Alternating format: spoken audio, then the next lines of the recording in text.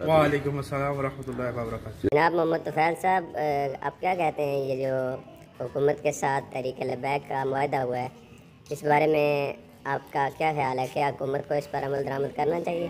میرے خیال سے جو وعدہ ہوتا ہے، جو قیامت میں وعدے کے بارے میں پوچھا جائے گا کہ کسی کے ساتھ وعدہ کرنا، وعدہ خلافی کرنے کے بارے میں پوچھا جائے گا، کیونکہ حکومت کو بھی جو وعدہ کیا ہے تحریک لبیک کے ساتھ ان کو معاہدے پہ پورا اترنا چاہیے، اور قیامت والے دن بھی اس کے بارے میں پوچھا جائے گا۔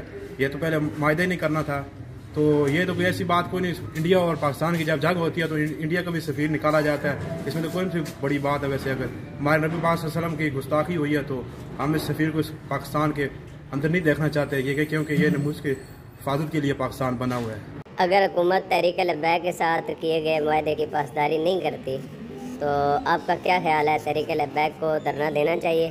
یہ تو قائدین کا فیصلہ ہوگا، جو بھی انہوں نے کرنا ہے۔ تو میں تحریک لبیک کے ساتھ ہوں، پہلے بھی تھا، ابھی بھی ہوں، مجھے اس سے کوئی پریشانی نہیں۔ تو اگر تحریک لبیک دھرنا دیتی ہے تو آپ اس میں ساتھ دیں گے اس کا؟ جی انشاءاللہ، جو بھی ہمارے بندہ نچیز سے جو بھی ہوگا تو انشاءاللہ ہم نشانہ کے ساتھ کھڑے ہیں۔